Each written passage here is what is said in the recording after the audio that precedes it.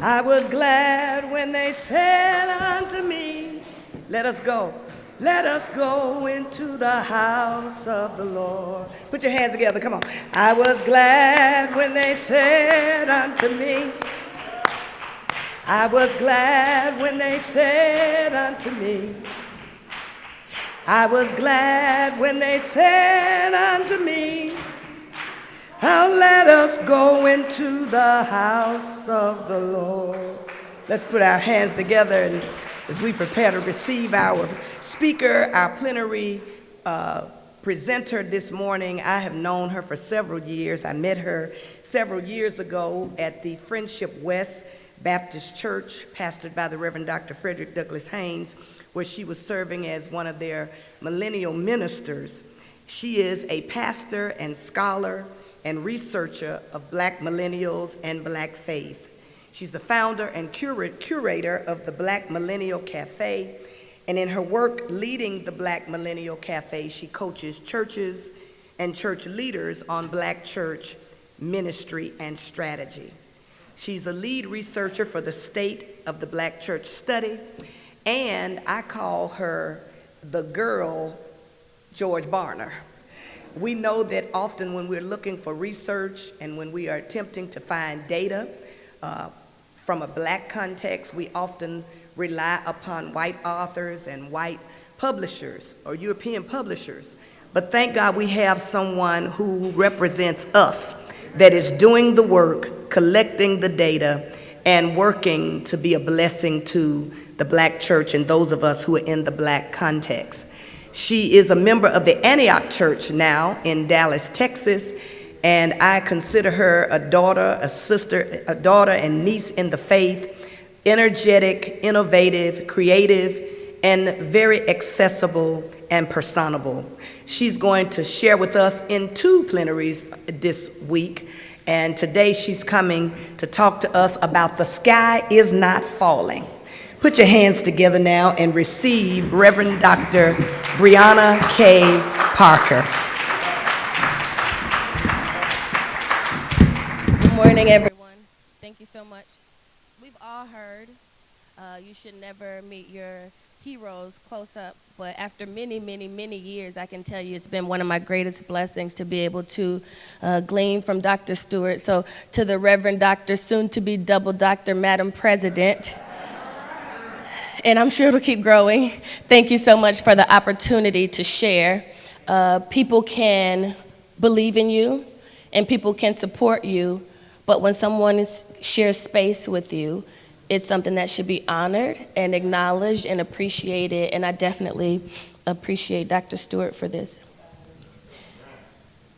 I started Black Millennial Cafe actually from my D-Min work at Virginia Union.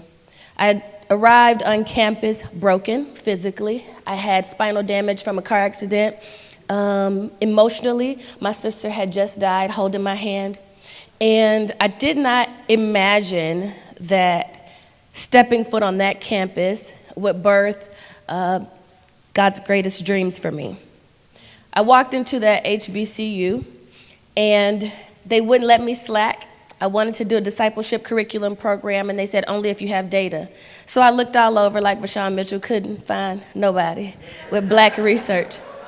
So I decided in that moment that either I was going to go and beg Pew and Barna for what we didn't have, or I was going to create it. And I think sometimes God calls us to a place of nothingness so that we can create. In the beginning, God created. That's the first miracle we got to see, was innovation. And so I accepted that calling because I knew I had the support of the Black church and Black pastors like Dr. Stewart, like Dr. Walton, who would support the work that I wanted to do.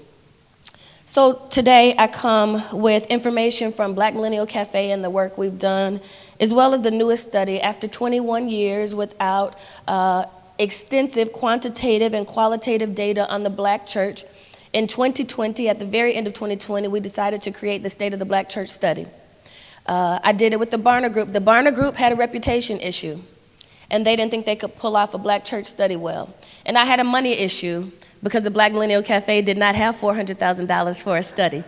And so we got together and I got to serve as lead researcher. And a lot of what I'm gonna share with you will come from that study.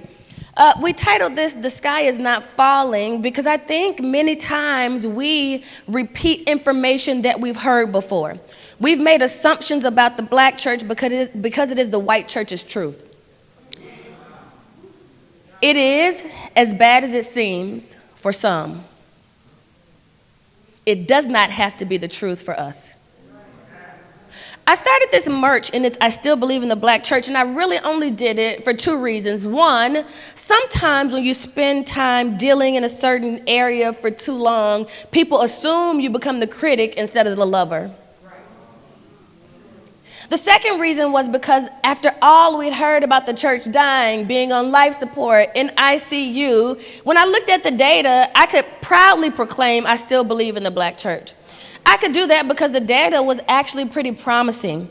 We got to see a lot about black churchgoers and community. We surveyed 822 black churchgoers, and the entire study was 1,053 black adults.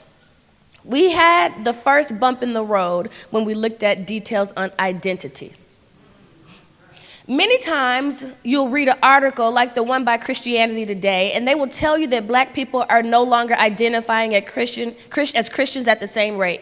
Well, after a little bit of a Twitter tussle, they had to change the headlines because it wasn't true. Black people are now not identifying or using the title of Christian at the same rate, although they're holding the same beliefs. So when they give you the number, they'll tell you it's a 17% difference in where we were in 1996, and they give you this type of data to make you believe that we're in desperate trouble. But the truth is, black people have an issue with identity because of where this country has placed us. Now when you say I'm Christian, you have to say I'm Christian, but not the one with the red hat. I'm Christian, but not the kind who cages children. I'm Christian, but not the kind who's willing to put out headlines and pictures of black women as animals. I'm not the one who's foolish enough to believe that this is a post-racial society type Christian. I'm the type of Christian who believes in Jesus and justice. It is very difficult to blanketly label yourself a Christian in social circles. We're thinking about when we're at church and we're around other church people, it's easy to say I am Christian because you're assuming they're the same type of Christian you are. But when you go into social circles, or if you're bivocational and you're talking to other people and you say I'm Christian, you have to give some type of definition or understanding. So it's not that we're not believing, it's that we have an issue telling you which kind we are. We looked at beliefs, what people really believe versus what we imagine they believe. And beliefs are still pretty strong. We had a bump in the road when we looked at sharing your faith. Black people are not willing to share their faith in ways they have been.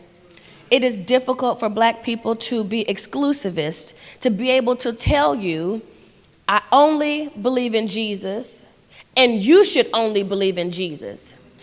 It's easier for black people today to say, Jesus is the only way I know. It's the way I would hope. But I don't want to tell you I know what's going to happen with you and your beliefs. But this is why. We looked at data on how black people feel when they leave church. 44% of black people, when they leave the black church, feel full and peaceful. 4% feel convicted.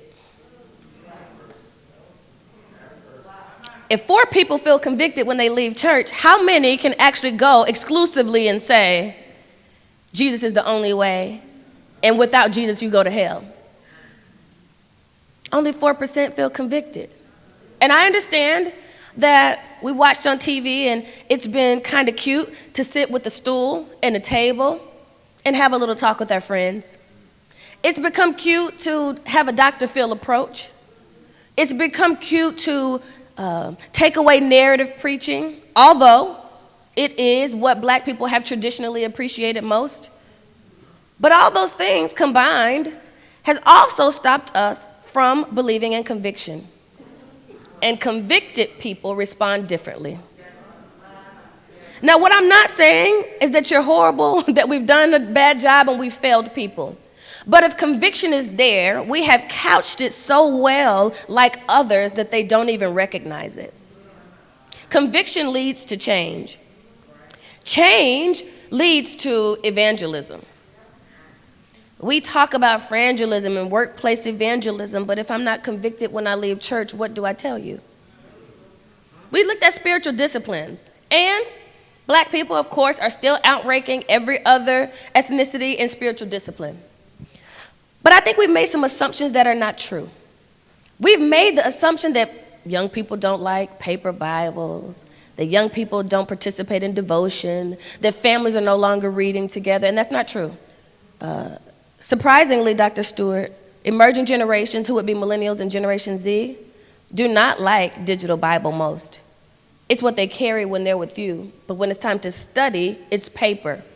Why do I bring that up? Because I think we've made a decision that everything we do should be digital so that it is acceptable to young people. But the truth is, when they're in their homes and in their rooms, when they're struggling, when they're tired, when they're hurting, it's not a digital app they're going to pick up, it's a Bible. So I should tell you, it's okay to write again.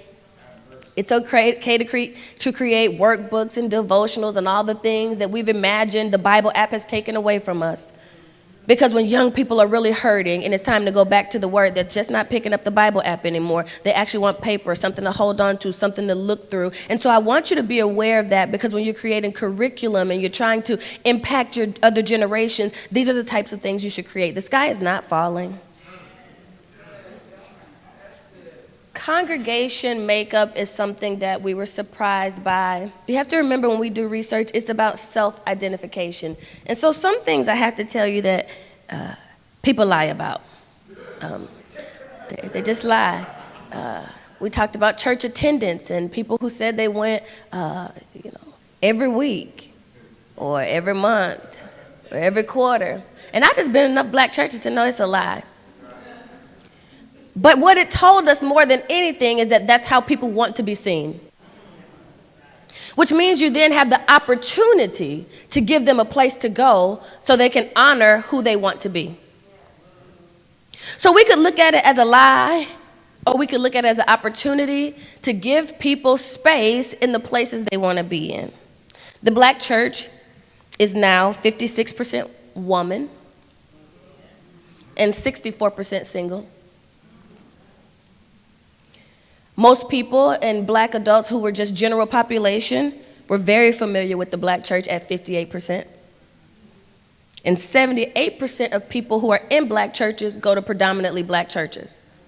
So there's this conversation around white megachurches and how they're taking emerging generations, and we don't know why they want to go to these white churches. But the truth is, they go to white megachurches. They're not going to Pastor Bob in the woods. They're not going to a small church with Pastor Charlie. They're going to white megachurches where they can be anonymous, where they can get out without shedding any blood. And this is what has been alluring. But guess when they leave? Election time, and when they're deeply hurting. You know, we've started to give up our power because Black Twitter told us that everyone was through with us. If you go to Black Twitter on any given day and you look up black church, it'll hurt your feelings. You know, if you're into self-deprecation, you should just go and visit every now and then, I guess. But it's just not the truth. When we looked at community, emerging generations, Generation Z, the youngest generation that we've named so far, believed most in the black pastor as the greatest authority in our community. But we've assumed they don't want us around. And we've assumed we're not needed in our community. And we've assumed that they don't want our presence. Now, you don't have to be the head pastor in charge everywhere you go. But you should be the head presence in charge. That means we need to get to the point where we take our influence into places.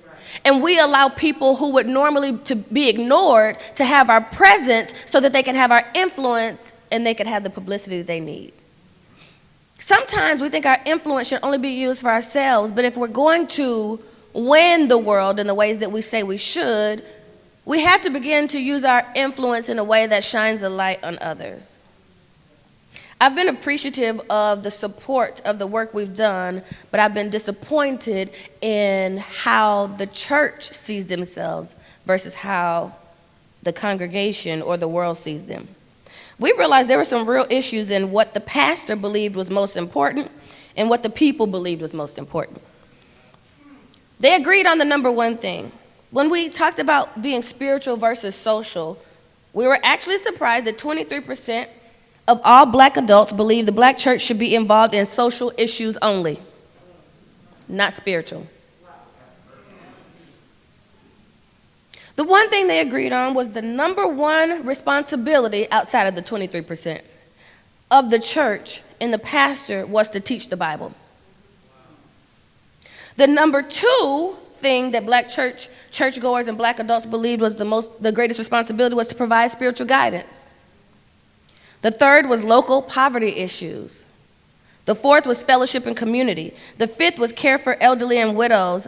The sixth was racial justice. And the seventh was to provide wisdom for life. Pastors believe the second most important thing was racial justice issues, but it ranked sixth for the people.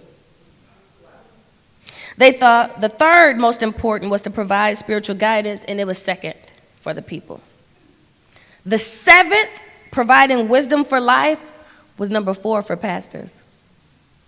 So what pastors believe people want and need from them just isn't clicking with what people imagine. We got to see that with gentrification. Did you know black churchgoers are actually happy when their neighborhood is gentrified? They imagine that the Starbucks and Target is going to bring something good, while pastors know it means you're on your way out. That the community makeup is about to change so much that you may not have a church in 15 years. But while churches and pastors are lamenting what is happening, your members are supporting it so that it continues to thrive and grow. Because there's a disconnect in what it takes to sustain our churches. So in order for us to get to the same place and get on the same page, the church, the black church, is going to have a PR issue. At some point, we're going to have to tell people who we are and what we do. When you see churches and they say, Rug Baptist Church, we grow people. That's because churches have learned that you have to take who you are out of the hands of people and you have to put it in their mouths. You have to tell them what you're there for. We have to tell them that we actually are there for widows and orphans. We have to tell them that we're there to stand up for racial justice. We have to remind them that immigration is still our issue as well. And if we don't, we're never going to meet the mark because we don't believe we have the same goals. So how can you ever have a congregation who appreciates who you are if they don't know what you do? So if you have to take away one thing to go back and do immediately, I want you to write down the top 3 things that you do as a church, post it, make it clear, publicize it, preach about it, talk about it in your meetings so that the people who come to you as digital disciples or in-person disciples know the mark that you're supposed to make. You're not always failing. We just aren't clear. Clarity is something that we realized there was an issue in when we saw that 23% of the people could believe the church should only handle social issues and not spiritual. We also saw that when we realized there was a new category that black people fit in. When we were initially doing the research, they had already done the state of the church study, which is white. So when we were doing the state of the black church study, we were looking at similarities. They said, well, Reverend Bree, we think we should add in this category of religious and not spiritual. I said, no, that's for white people. They said, I don't know. The numbers were pretty high. We should add it in. And I said, no, black people are not religious and not spiritual. It just doesn't exist. So we can leave that out of the study. And every now and then, you're really wrong. So we added it into the study only to find out people are actually, black people, identifying at religious and not spiritual at 10%. But for black immigrants, 1 in every 4 says they're religious and not spiritual. Which means when they're coming to our baby blessings and our rites of passages and our marriages, our weddings and our funerals, we're making the assumption that they're believers. And they're not. And don't want to be. This happens when a believer marries a non-believer. Or someone grew up in the church and they like the practices, but they don't want to be spiritual. It also happens when people are simply just black and entangled with black faith culture as black culture. That this is what you do when you're in this situation, but it doesn't make you a believer. And I think it's odd that we assume when people come in for baptism, they're believers. But when somebody is identifying as not being Christian, but they're telling you they read the Bible, they believe in God, they pray daily, we assume that they're not Christian. Which says that you have to have a deeper conversation with people in order to understand who they are and where they are. Identifiers and markers that we used to use to find out who we were engaging just don't work anymore. And it's difficult because when we looked at pastors and the things that were most difficult for them, we got to see that the thing that was most difficult for pastor was meeting new friends, which leads to loneliness, which leads to suicide that we saw. Now, in the white church study, we got to see many wanted to quit, many wanted to give up. Those numbers were very low. As a matter of fact, Dr. Stewart, when I looked at the numbers of black church pastors who were very strong in their confidence on their preaching, it was comical. Because we know the truth is, many pastors struggled, especially in the pandemic, because they knew too many eyes were watching. We were afraid of who would dissect our sermons and what they would have to say. But at more than 58%, they were very confident in their sermons, which means black pastors aren't always honest either in these surveys.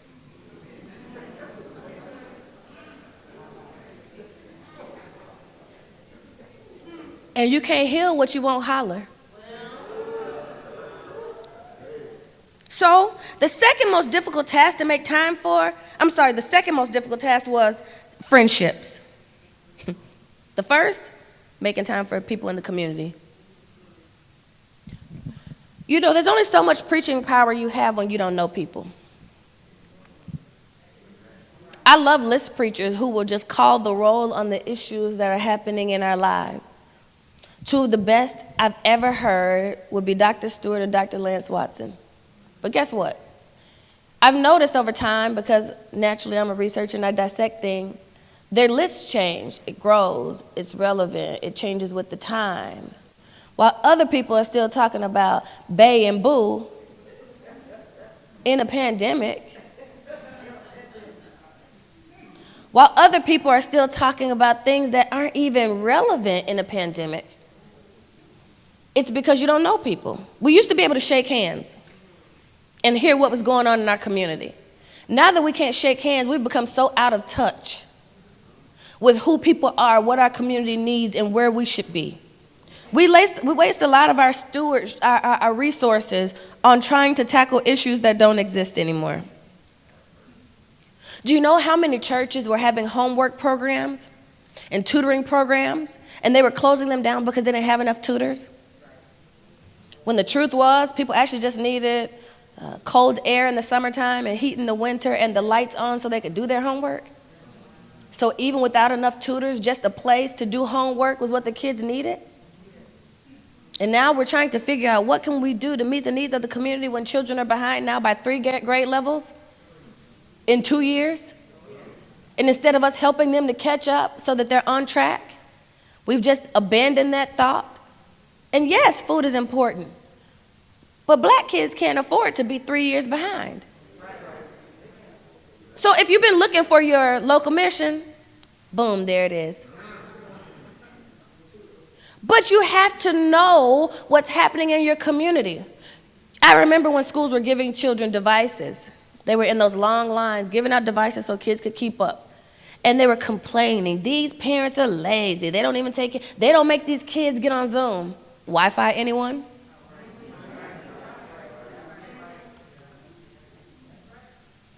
But we've become so conditioned of doing whatever we do. You know how many people are building buildings? And if you are here, this is just the Lord sending me to tell you don't. You know how many people are building buildings with basketball courts and no smart boards?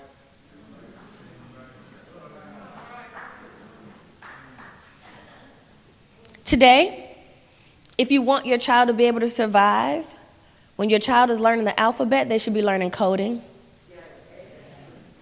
If not, they will not survive in the world that they're going in. They're going into a world that you're not preparing them for. But a 1-week coding camp taught by one black engineer can change the trajectory of a child in kindergarten, first grade, and second grade. And it's difficult to know people without shaking hands. But we also wanted to see not just what was happening in the community, what's happening in church. Where are people? Do people appreciate church? How do they feel when you mention the black church? Does it feel antiquated to them? Does it feel like suffering? And they had positive reviews. But when we looked at what congregants appreciated most, leadership of the pastor was number one. But that makes sense. We've been in a leadership deficit. That former resident of the United States shocked everybody. If you're old enough, you know, you knew leaders could be bad. You've lived through some poor leadership. But if you were young and my age, you probably imagined that leadership could only get so bad. I remember when he was elected, they said, it's only so much he can do. I was like, nah, friend, there's a lot he can do. But we imagine that leaders only go so far. But in a leadership deficit, the number one thing people appreciated, even Generation Z, was leadership of the pastor. So one reason I know the sky is not falling is because people are looking for you to make tough decisions. And one thing that attracts people to you as a leader, as a pastor, and to your church is the fact that you can make tough decisions. So we were afraid of what the people would say if we stayed out of church. We were afraid of what the people would say if we had a mask mandate. We were afraid of what the people would say if we didn't open up their ministry, if we didn't let them come back to Wednesday night. What all they really wanted you to do was make a strong decision as a leader, when we were just looking for them for the answer. The second was style of preaching. You know, we're in a weird place where congregants know, what is it called, Dr. Stewart? The kind of preaching everybody wants to be, the kind of preacher, you know, the style of preaching, it's escaped me. What is it? You know, it's more white. Expository preaching. Congregants know the language to say they like expository preaching, and they don't even know what it is. They can say they like stories and expository preaching, which we know expository preaching is not bad, but we've said it so much and we've lifted it so much as the superior way of preaching, even church people are talking like this. Well, that says something about PR that we just talked about, but it also says that sometimes we give church people something to be proud about that they can't even understand. My pastor's an expository preacher. Your pastor's a narrative preacher. Stop it. And it's good. And it's real good. But when we share this type of thing and it becomes, you know, everybody thinks their pastor is the best pastor. Have you ever met somebody and you said, what's your pastor's name? And they said, don't they? And you say, oh, I never met him. You don't? No, friend. Everybody don't know your pastor. We have to remember that the way we talk to our parishioners helps them to do frangelism or workplace evangelism, and sometimes it's not healthy. Because sometimes they take something like expository preaching and they run with it, and anybody at the church who says their pastor is not an expository preacher ain't getting good preaching. That's just not good. It's not healthy. So style of preaching mattered. Although they didn't give us the type of style that mattered most, black churchgoers know this expository preaching, and in their minds it's the only way. And they think every good preacher does expository preaching. We could just stop talking about it at some point, so that they can just hear what is true and accept what is true and not think there are levels of superiority in preaching. Music style was really important. Friendliness of the congregation came in number 4. So the mean usher, who that's just the way she is, but she got a good heart, is like leaving a sniper in your church. And every time you invite someone in, she's there to pick them off. So either you remove the sniper or you save the people and don't invite them in. It's an easy choice. Because the mean usher been around us for 30 years and still mean. I'm not saying we're not doing good preaching. I'm saying I don't think she ever gonna get no better. Topics preached on were important because pastors have stopped spending enough time to go deep enough to explore topics that people need to hear. And it's nice to know prosperity preaching will tell me that I can pay for this gas, even in my G-Wagon. I don't have one, I'm just saying. It's nice to be able to believe that you can have whatever you want. Yeah, I don't believe it's true, but it's nice to believe it, right? Because they feel full and they feel peaceful when they leave. But it's important that they also know how to handle blended families. Expressions of family have evolved so much that we have forgotten that talking about families as two-parent households. I'm an aunt. I raised my niece and nephew. To leave out aunts and grandmothers and good people who have come along to care for people, it is hurtful. Hurtful for the person who is caring for them, and it's hurtful for the person who is now imagining that their household is inferior. Black families are evolving, and as black families evolve, no matter what you believe about them, you have to speak to them. And we cannot ignore sections of our family. Now, this is how you really get good at the topics preached on. You have to be honest about creating a profile of who is in your church and who you want in your church. And we don't like that.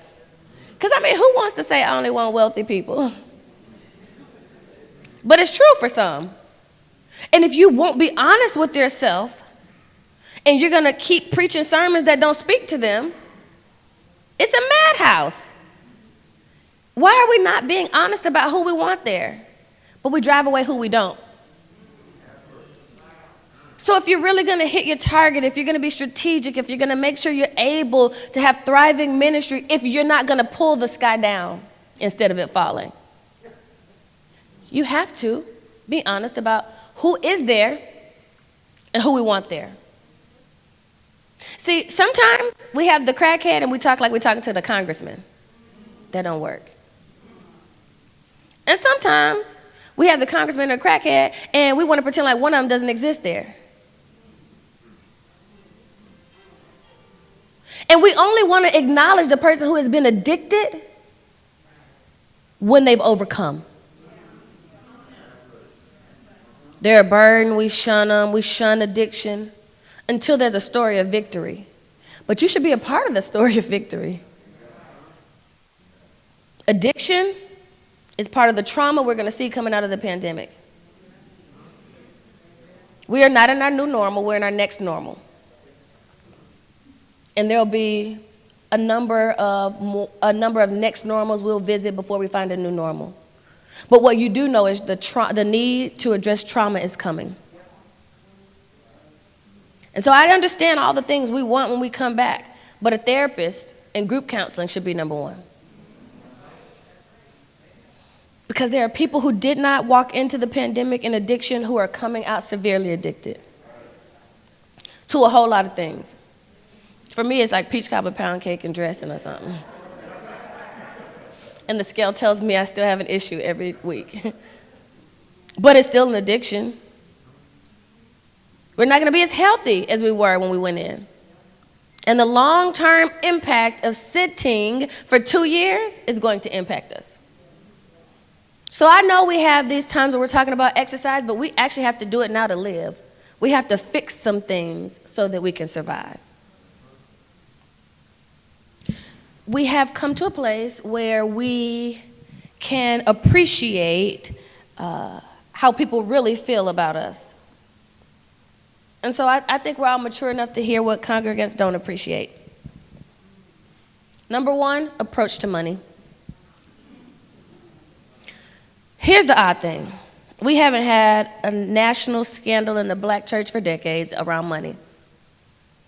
Those we remember were white televangelists. So why is approach to money still an issue? Media. Movies that are black movies, black videos, still give us the same parodies and tropes of the pastor who takes money, who drives well and lives well and eats well while everybody is hungry. And it's not the truth. Now, I'm not going to pretend like it's not something out there like that. I don't know them. They're not in this room either. Okay? But I understand they exist. But that's not why we believe that. We literally believe it because of the shows we have watched time and time again. Do you know Generation Z doesn't even know that there's a thing about preachers stealing money? Emerging generations, the youngest, they don't even know that exists. At 18, they do not know that exists. But the older they get, they're going to watch the shows and the movies and listen to the media, and they too will start to believe black preachers are crooks. It's not real en masse. We haven't seen it in a very long time. But it literally plagues our study at number 1. But you combat that by being transparent. Now, when I say transparent, you know, you can't let black people count your money.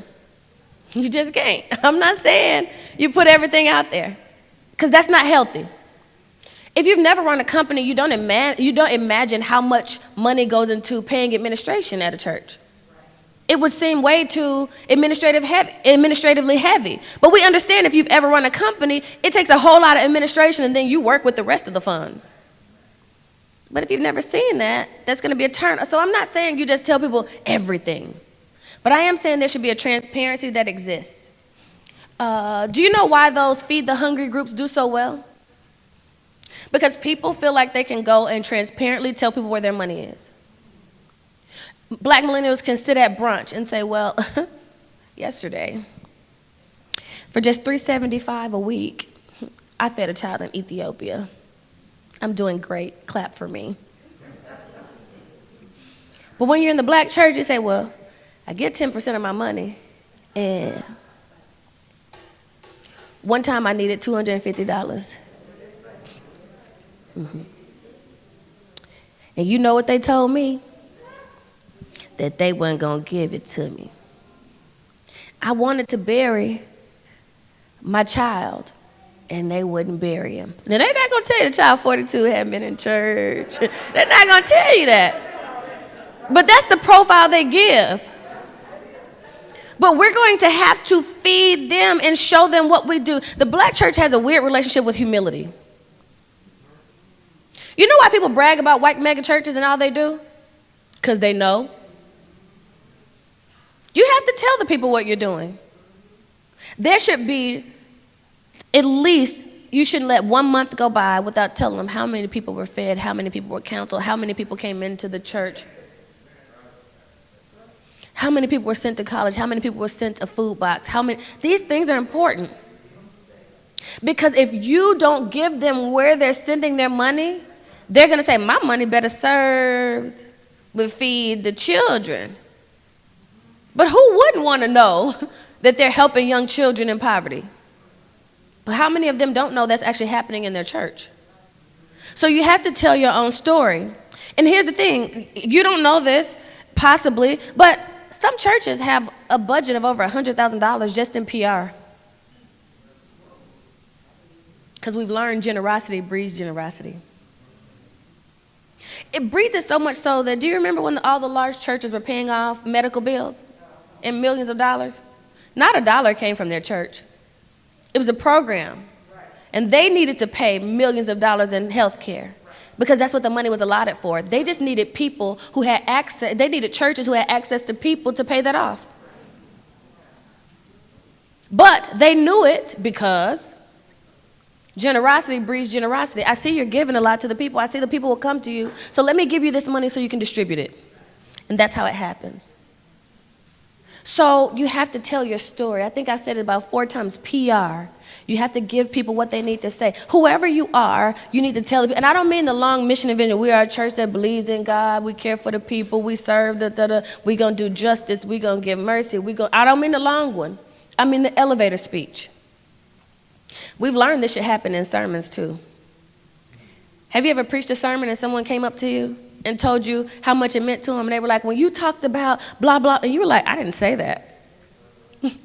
If that was Holy Spirit or I'm not clear. You know, because when you said that, I just knew that just meant I was supposed to get up and do it. You were like, friend, that's not what I said. Because there's a translation issue. There's emotion that happens. We want people to go out and evangelize, but we don't equip them with what they need. Length of service was an issue. And I know we all imagine that we should shorten our service. You should shorten what you can't produce well. It's not an attention span issue. You know how I know? TV shows are just as long as they've always been.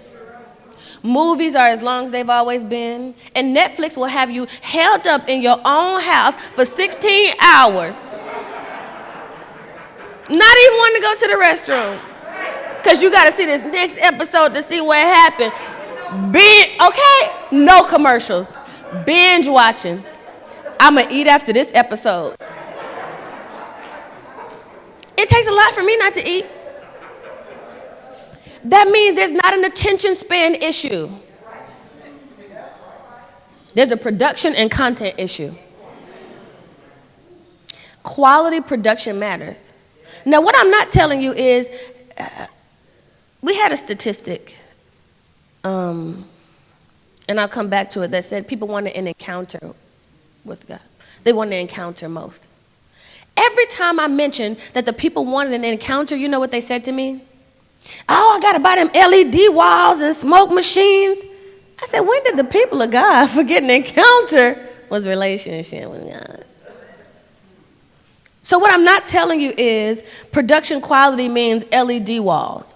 No, I'm not. I'm saying whatever you do, do it well. If you got one camera, get a clear shot. If you got 3 and only 2 of them good, let the 3rd one go. Don't try to be so fancy that you don't do it well. I don't have an LED wall, but I'm going to put some of these pulpits junky. And they don't look good. I didn't mean to say that. Sometimes it just don't look good, friends. You got to look at that. You got to look at it. If you don't like it, they don't either. You know what I'm saying? Like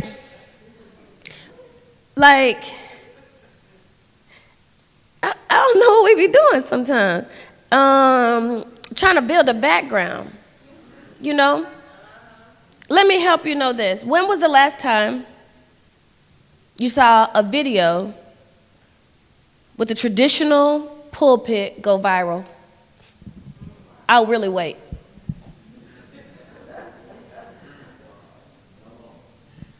Only one I can remember. When Pastor E. Dewey Smith talked about homosexuality in a way that homosexuals felt favored them. Only time. Now, think about all the viral video clips that you see. They do not have traditional pulpits. And if they do, the pulpit shot is gone and they give you a great backdrop. Churches that do this and do this well, Dr. Philip Pointer has a traditional sanctuary, updated backdrop. Dr. Stewart, traditional sanctuary, updated backdrop. Pastor George Parks, literally, we were having a session and I told him this. He changed his backdrop. Those videos are moving in ways they never did before with his traditional pulpit. Some of it just isn't about content. Some of it is about production and quality. Okay? Now I want you to think about this. The videos that go viral of people preaching, when is it a raw video? It's remixed. It's edited. We can't compare ourselves to these things. You just preparing yourself with great content, know the Lord, spent time with Jesus, traditional pulpit, no edits, raw cut, and it's not going to go nowhere the same. It's not because it's not great. It's because some people are putting production value and edit. Like literally we've seen people remix, like, and Ruth was in the field. What are we going to do against that? So be careful of your comparisons because they're probably not fair. But be careful because you don't have to go viral, because what does it profit a pastor? To gain social media influence and lose your local community. That's just not necessary. Because what we've learned is, if Pastor John goes viral for a demonstration that was disgusting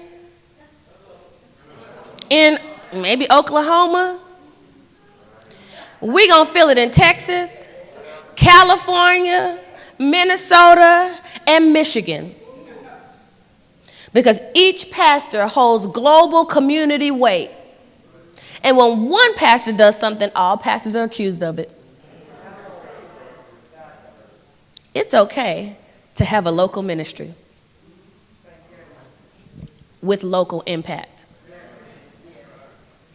It's quality, it's production. If you know your choir's not that good,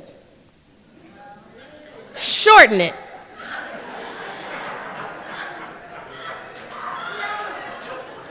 And go get better in secret.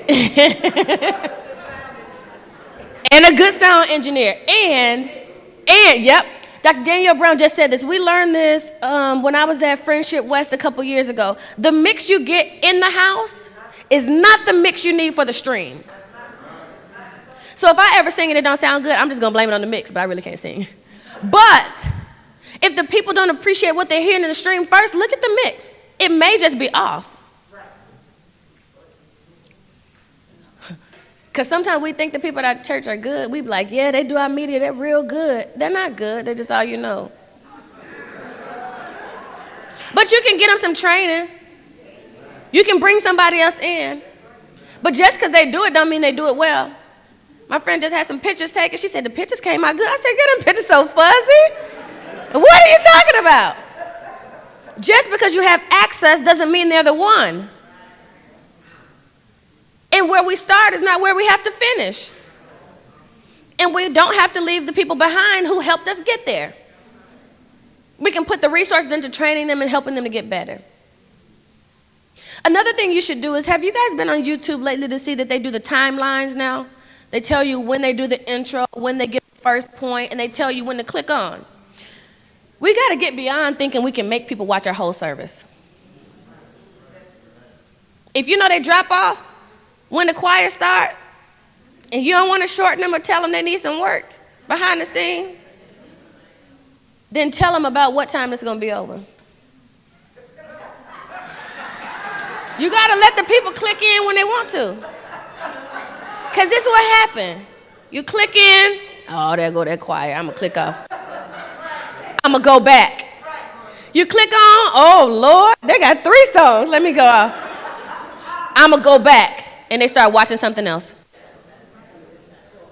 So you can tell them, announcements approximately this time, praise team approximately this time, preaching approximately this time. It's okay to tell them because they're going to drop off when they don't want it anyway.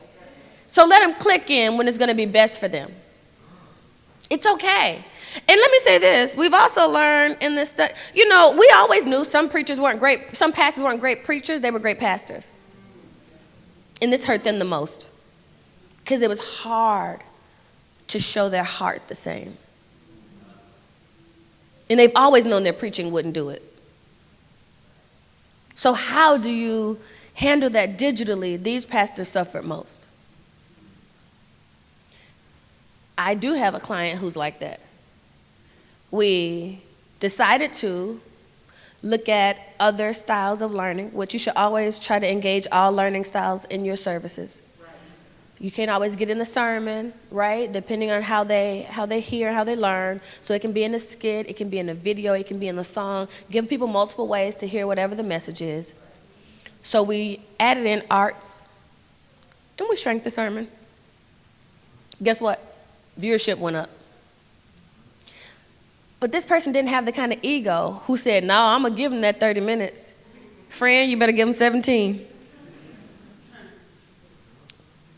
And his ego could take 17. And his viewership went up. Because the people love him as a pastor. They didn't want to listen to him as a preacher.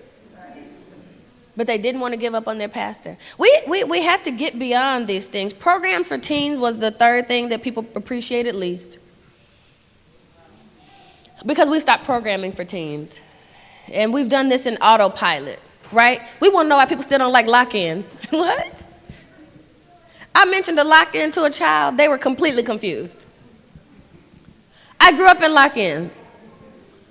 That does not mean anything. And so we put youth ministry on autopilot. And this is something I want you to be free of. Your youth programmer does not have to be a minister. Sometimes people can't do both. It's okay. Who programs well? I promise you need them more than you need a great youth pastor, especially the ones who just practicing to be in big church.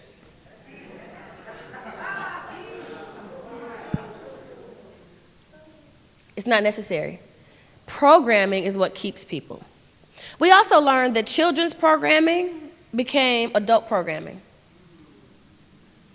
If the children had an amazing children's ministry, the parents now had a cohort.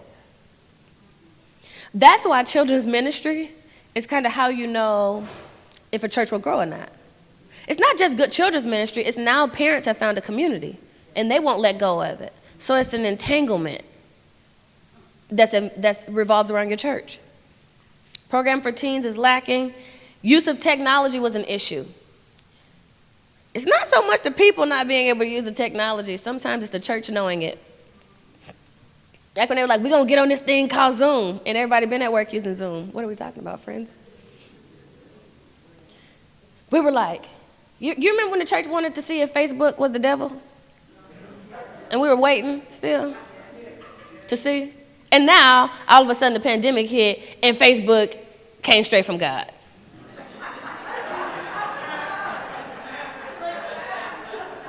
Five years ago, straight devil. All of a sudden in the pandemic, look what God did. Now TikTok's from the devil. You get them 2 more years, and they're going to be straight from God too. What we've learned is that the black church eats dust instead of blazing trails when it comes to technology. We're the last to find out. And the people are already there. They're doing it at work. They're doing it in their sororities and fraternities. They're doing it in all of their social clubs, waiting for the church to catch up. And so they expect us to be antiquated. And until we catch up, they just walk away from programming, right? Programming for kids was something that was also lacking, and that's something that we need to figure out in a lot of ways. I will tell you this when it comes to programming for children and youth.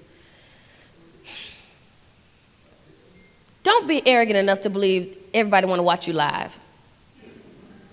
They don't. Because black people found out there's a day called Sunday. People are doing tons of things on Sunday. You can golf, you can go to brunch, you can get work done, you can rest, and we're never going to forget it. So I know we say churches are not your competition. What a golf course is. You do have a competitor. And that brunch, let me tell you something. If you haven't experienced brunch, especially like in DC on a Sunday fun day, you don't even know your competition. It is stiff. Do you hear me? It is stiff. If people are watching on the way to brunch, please let them. Please let them. That's going to increase your views. Tell them to watch on the way to brunch so it can increase your views. Let them sit the phone down and watch with their friends until the end of the service when they're at brunch. See, you can't go against the grain. That's like back in the day when Shonda Land used to run Thursdays and people were having Bible study. Why would you do that? Why? Why? You don't fight it.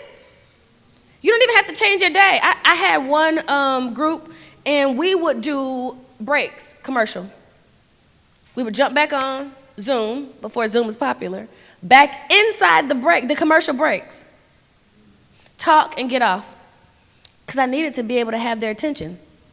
We would talk about it, get back off, talk about it, get back off. That was the fellowship they needed. Did you know people went to your church just for fellowship?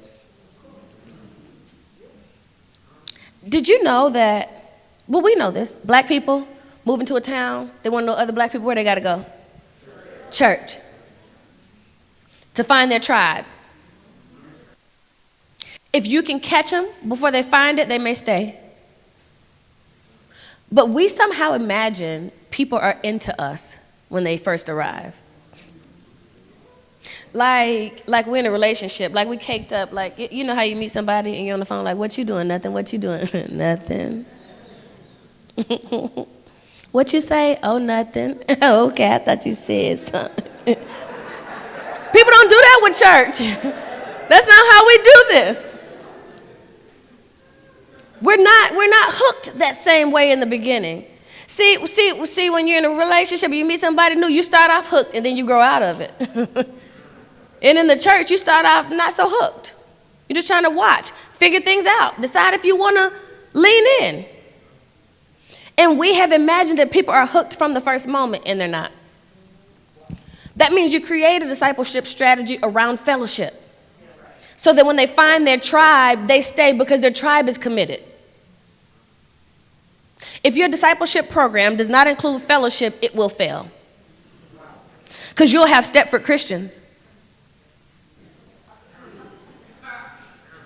And outside of what you tell them to do, they don't know what to do. We realize that the world right now, the black church, is primed for cults. They want an encounter. They want community. Think about the black cults you know. I'm talking about the Christian church ones. I'm not talking about black Hebrew Israelite. I'm not talking about nothing like that. I'm saying the churches we know that we imagine they sprinkle some kind of special dust to get them people to act like that. And think about them. They give you an encounter. They give you community. I used to have cousins, they'd be like, tell me when you're preaching so we can come. I'd be like, okay, I'm preaching. They'd be like, Pastor don't want us to leave. We can't come. I'm like, okay, I guess it's special Sunday. Oh, I'm preaching. Pastor said we need to be in. Girl, why you want me to tell you? You can't even go nowhere. You like on restriction at church. But if you're looking for an encounter, those churches give you one. Manufactured or not, it feels real. When was the last time we thought about the encounter people had at our churches? What kind of experience do they walk away with? When people aren't there, do they have FOMO, fear of missing out? Or do they imagine whatever they got last Sunday, they can get it this Sunday. And if they miss it this Sunday, it's going to be there next Sunday. Or do they imagine whatever it is you're doing, they can get anywhere? An encounter mattered most with people and community. And this is what I will tell you. One of the biggest church cults in this country uses data. You would never imagine it. Don't talk about it. Everything is based on experience and the flow of the Lord in your face. But behind the scenes, he's publicly admitted, I do very little without data. Because he's strategic about the cult following that he has and how to keep them. He knows what it means to embrace them. He knows how to make them feel they had an encounter. And we just say, we just gonna trust that the Lord is gonna do it, but we don't pray about the Lord doing it. You know, people imagine that we're serious about what they see on Sunday. But the data tells us pastors don't have time to put a whole lot of time in what happens on Sunday. And we know this to be true. But you can put a team of people together who are serious about worship. Everything doesn't have to rest on you. You can have a revolving team of people who are serious about worship, so everything doesn't have to rest on them. But people know when they're not having an encounter with God. And all it takes is a little bit. And they'll leave what they know and have been faithful to. And I'm not talking about your church. I'm talking about the Word of God. Have you ever thought about the fact that Black Hebrew Israelites sit on YouTube for 6 hours at a time learning about God? And proudly sit for 6 hours.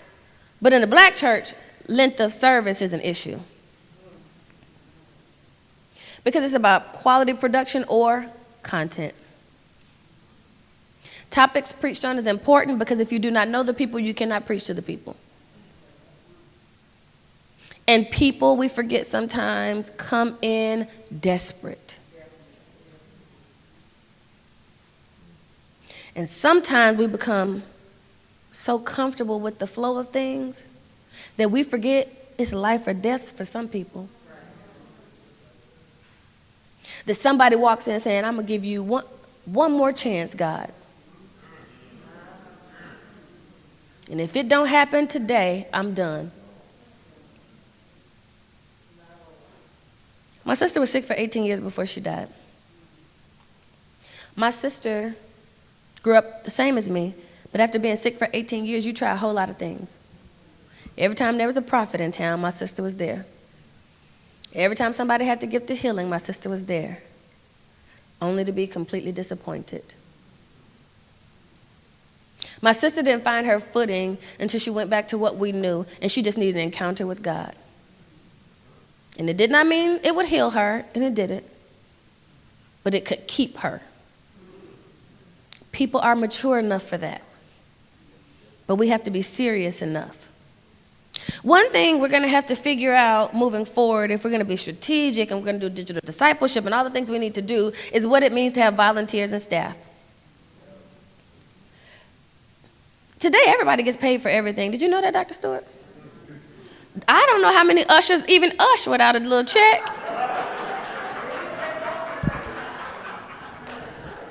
I just don't even know. This is coming back to bite us. It did not start with us, and it is going to hurt us. Because churches will not be equipped to handle full-time staff in the ways we have been previously. Contracts need to happen a lot more.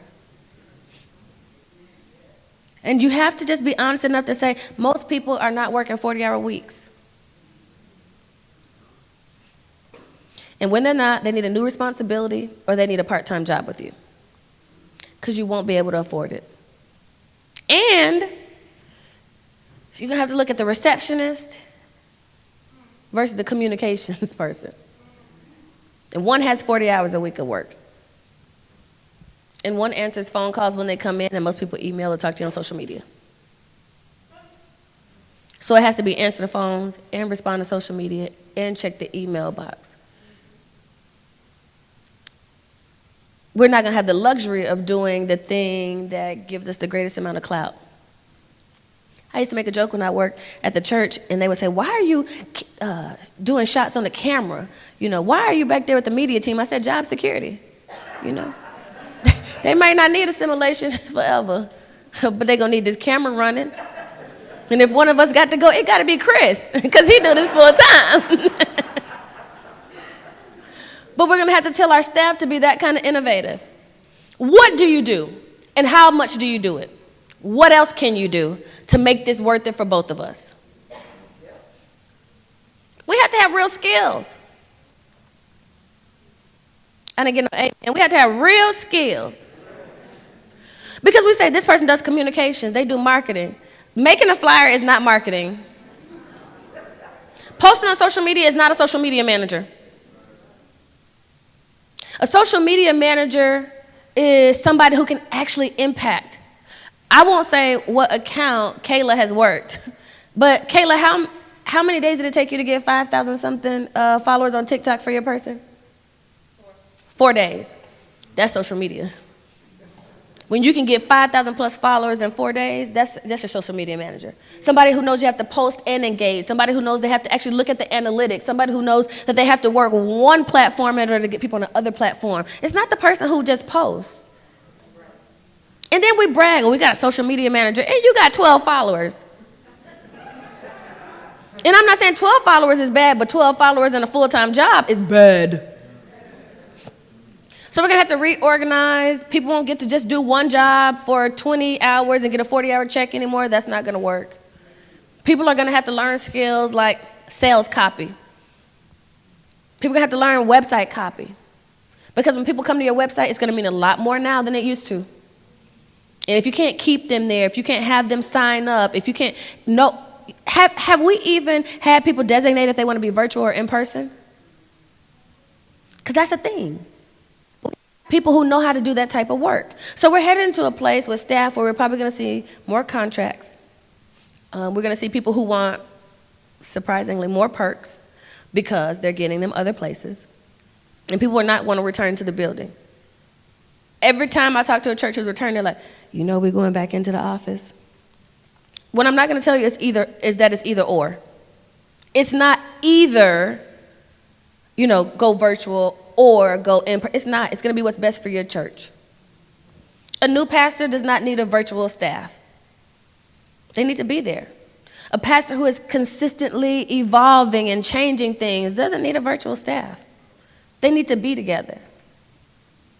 People who are being cut to part-time, moved to contract, taking on 2 responsibilities instead of 1, they need to be there because it hurts. And they need you to be there to know that you love them and value them and appreciate who they are while you're also making tough changes. We need to remember that while we have progressed in a lot of ways, we are not as progressive as we would like to be. We looked at data on, drum roll please, women. And it was pretty remarkable. Listen to this. 78 pastors say they practically affirm women. They agree strongly at 78%. That's the highest on the scale. 78% of pastors agree strongly that they practically affirm women.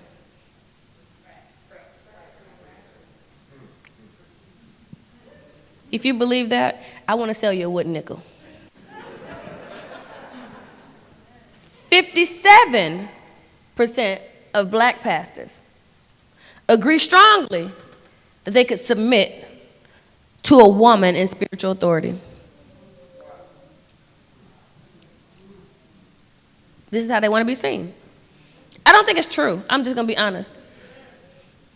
I'm okay with saying, could we have worded that enough? We tried to word this in the best way possible to get the most accurate answer.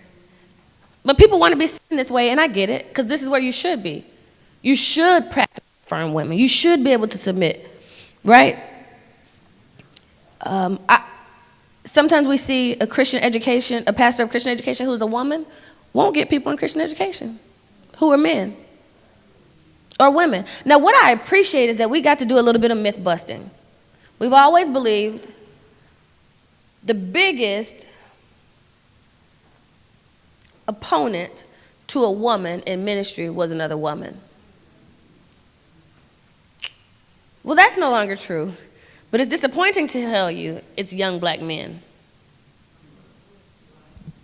So while black pastors are practically affirming in high numbers, or at least they want to be seen that way, younger black men are not, and they're okay with not being seen that way. But we believe age makes you progressive. No, because just like racism is inherited, so is sexism. So older pastors actually have to tell young men where they are on this and how they got there and how they show it.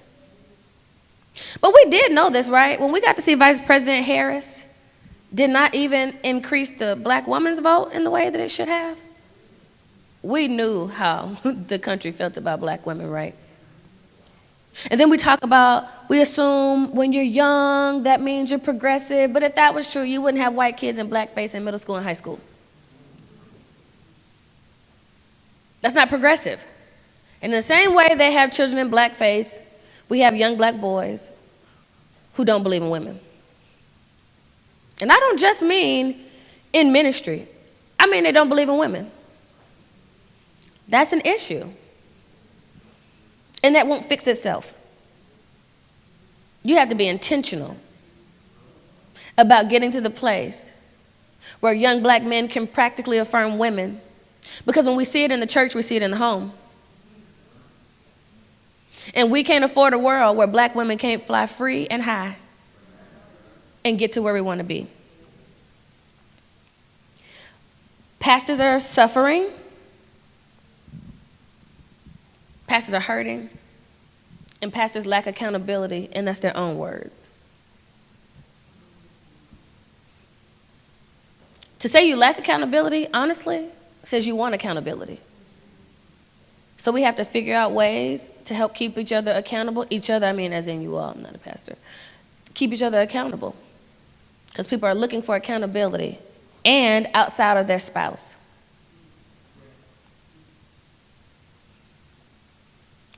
And we'll go to questions, but black adults lastly wanted the top 4 things they wanted. 1 was good health. 2 was a closer relationship with God. 3 was provision for the family. And 4 was a clear purpose for living. We were on a call the other day, and it was a global call, people from all ethnicities, and we were talking about Rick Warren and purpose-driven life. Do y'all remember when you had to have purpose-driven life even if you didn't have a Bible? Or you weren't a Christian?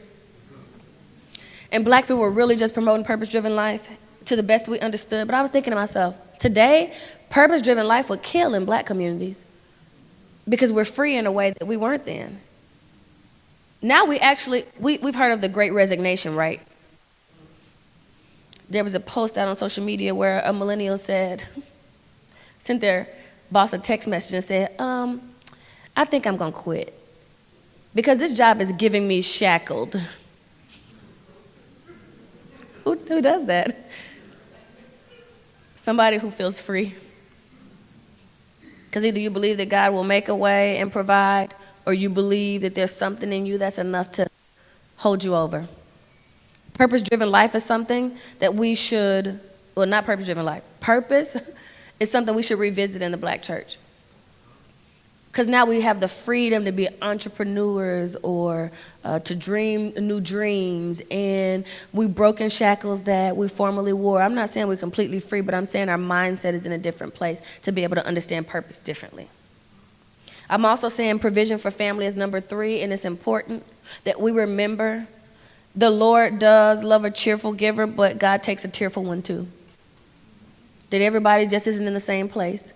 And while the pandemic was good for some, we got to see there was no one in the middle. Either a church greatly benefited from or grew in the pandemic, or they suffered deeply. Nobody fell in the middle. Nobody was like, we're all right. Either income was up and people were somehow flourishing and the numbers were up, or income was down, people were losing their jobs, and views were down. There was no in between. So we have to remember, just because we're doing well, the rest of the world isn't doing well. And just because your church is well, it doesn't mean someone else's church isn't struggling. And a closer relationship with God was number 2, only under good health, because people are still looking for an encounter. People want an experience with God. And we've created that digitally. But the last thing I'll tell you is that we're headed into a place where people are going to want to pastor and shepherd their own families. This virtual space will become house church. You can combat that by creating a house church model for the people who watch virtually so that you can continue to be their pastor. Because homes, especially homes with men in it, especially men who have been watching Black Hebrew Israelite training and teaching for 6 hours on YouTube, they're going to want to pastor their families.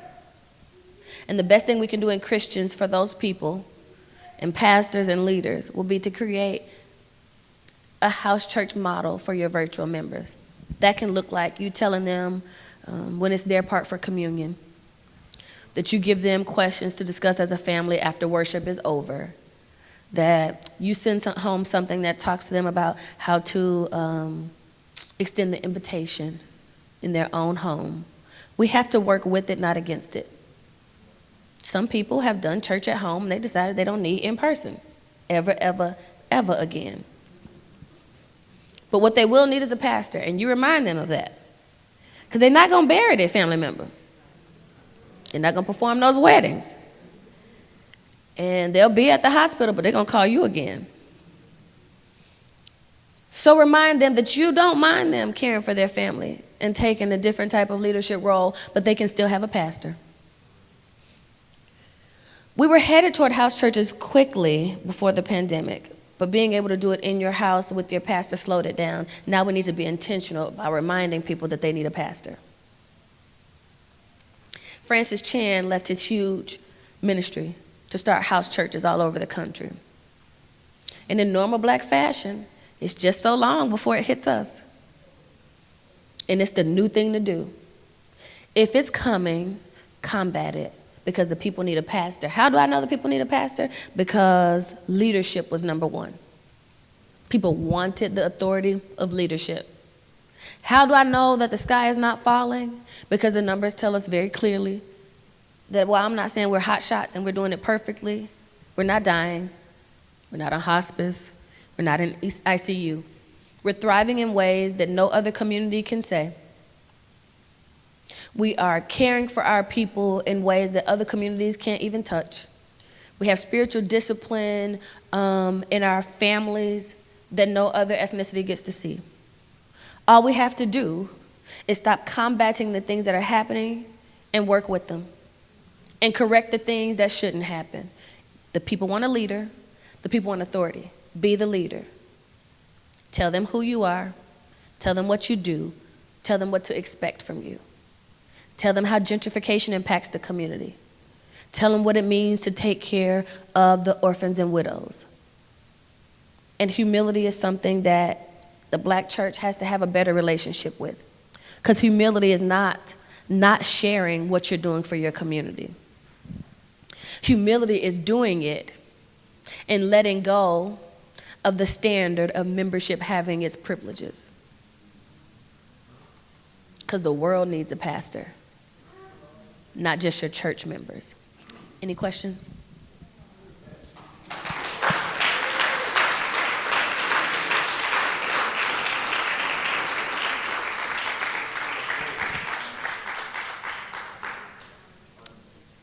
Any questions? None? Sure. First of all, I want to thank you for your wonderful presentation. It was Rev Dr Parker. I really appreciate it. But it was so much. So my question is, can we have your outline? Or this can be shown on YouTube? We can do better. Trends report is the data in a full report of about 160 pages. It is on the website, digital or in print, so that you can go back to it, so that you can read the translation of the data, and then you can see the rest that's in there. You can go to shop.irun, B as in black, M as in millennial, C as in cafe.com. Shop.irunbmc.com. You're very welcome. Shop.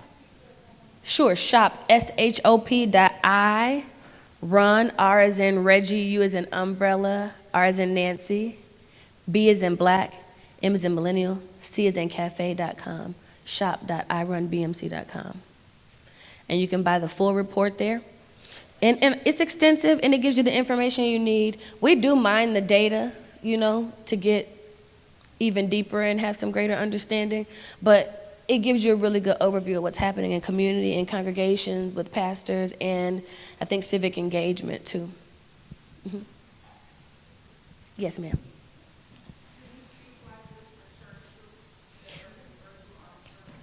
I do. But let me say this. Research is really expensive. And I learned this from the Barna Group. So I created something called blackchurchleader.com. And every month we do a different webinar on a different subject based on what's coming down the pike. So that you can watch live, or your church, you can watch 5 days after. And this is the most affordable way, honestly, to have data, to stay relevant, and to know what's coming. I will go to churches, I do not mind. I want you to know it's kind of expensive. I won't pretend. But my reasonable service was to make sure whatever I did could be done for the masses. And so I'm always doing conversations online. I'm always doing, putting tips on YouTube. We're always trying to give out information on social media. And so I want everybody to be okay with all the ways. And if it's not coming to your church, I promise we're always trying to make free guides, free opportunities for everyone. But if you want a one-on-one, we're more than willing to do a one-on-one, or with associations, church associations. Mm-hmm. Any more questions? Yes, sir. No. Oh, was your hand up? No. Just kidding. Yes, ma'am. Okay. Thank you. Thank you. I appreciate that.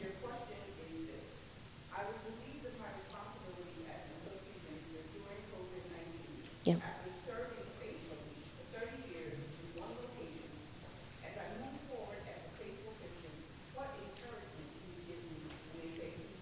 Yeah, I get it. There's somebody looking for what you possess. I promise there is. We've seen it happen time and time again. The world is changing, right?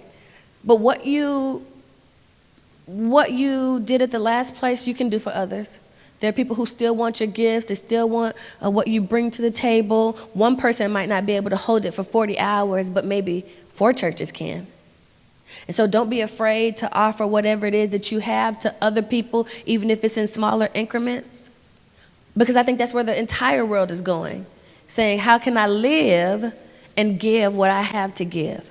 And so I want you to be encouraged, because when I started Black Millennial Cafe, all I had was a call. I quit business school. I quit my MBA. I didn't really know what I was doing. I felt like I was behind all the time. But I knew I had something to give. I knew I could do it honorably.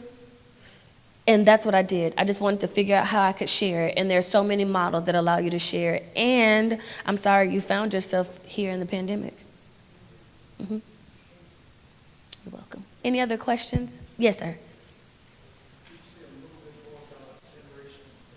Yeah. So Generation Z, if I wasn't from Dallas, Texas, and Saginaw, Michigan, I'd be a little afraid of them. But I'm a thug. But if I wasn't, I'd be afraid of them. And not really. Generation Z finds themselves on the fringes of everything. I want you to know, we don't know much about them. When people write books on Generation Z, you should be skeptical.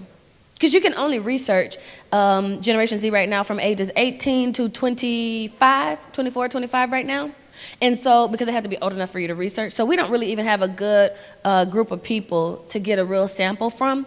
We can just take what we have for the people who are old enough to answer. But we should know that they're on the fringes. They don't want to work for corporations. They want to be entrepreneurs, which is why when you try to get them to work for your church, they're going to want to offer you a contract anyway, because they don't want to be beholden to you in that kind of way. They want to be in the fringes in that way. They don't want to join your church, but they do want to go, and they do want to give, but it's going to be causal giving. It's not going to be tithing initially until you grow them up and disciple them. Politically, they're on the fringes. They rank highest as independents, while Black millennials rank highest as Republicans.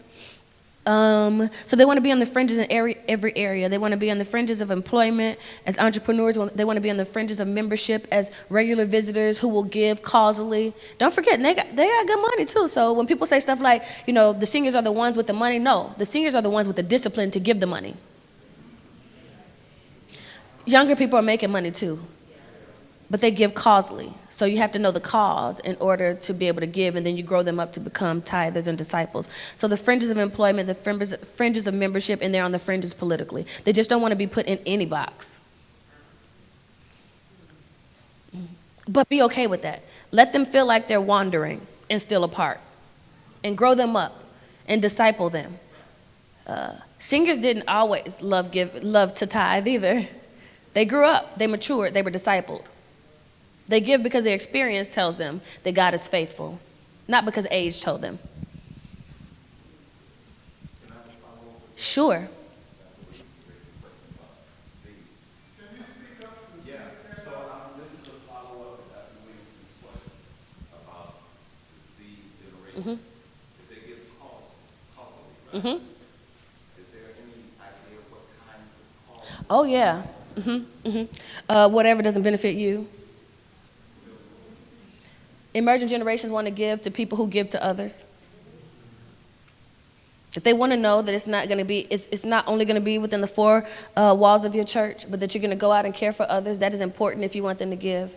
That you don't create a family, a community fellowship area, a community area, and then it's going to dry rot like your grandmother's furniture.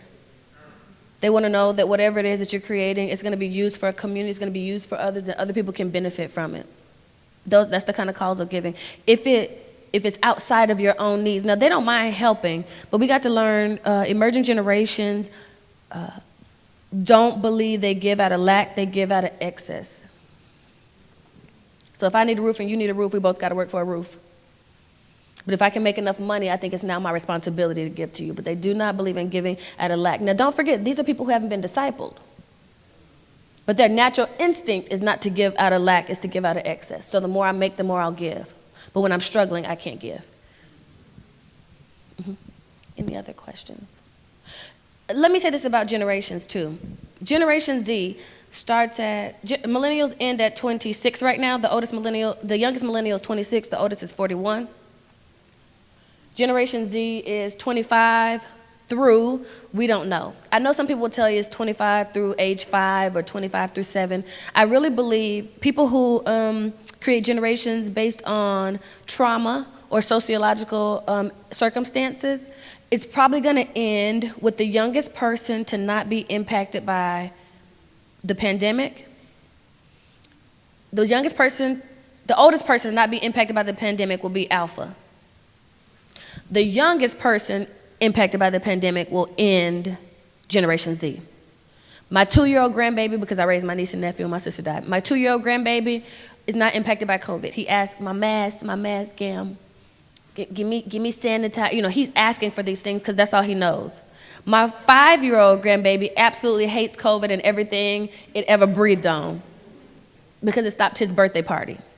And he can remember that. And that's how we're going to probably end up ending one generation and starting the other. So, when we talk about that and who Alpha is, we don't really know who Alpha is. And Generation Z will have a name just like the rest of us do, but we have to see the characteristics of a generation before we name it. And before that name sticks. And the name that sticks probably has a lot of PR and marketing behind it. Yes, sir.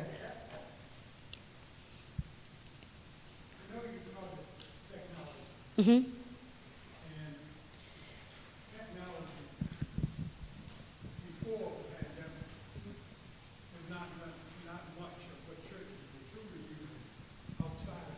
Right. So my question to you is, was the pandemic a blessing or a curse? Well, pastors who wanted to institute change without going through all of the drama will tell you it is a blessing. Yes, sir?